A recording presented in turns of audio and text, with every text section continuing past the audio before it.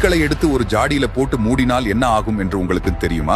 ஒருமுறை விஞ்ஞானிகள் குழு ஒரு பரிசோதனையை நடத்தியது. அவர்கள் ஒரு சிறிய ஜாடியில் சில ஈக்களை வைத்து ஒரு மூடியால் மூடினார்கள். முதலில் ஈக்கள் குதித்து தப்பிக்க முயன்றன. ஆனால் ஒவ்வொரு முறையும் அவர்கள் மூடியில் அடிபட்டு மீண்டும் கீழே விழுந்தனர். சிறிது நேரம் கழித்து ஈக்கள் முயற்சிப்பதை நிறுத்திவிட்டன. அவர்கள் வெளியேற முடியாது என்று நம்பத் தொடங்கினர். பின்னர் விஞ்ஞானிகள் மூடியை அகற்றினர். ஈக்கள் இன்னும் வெளியே குதிக்கவில்லை.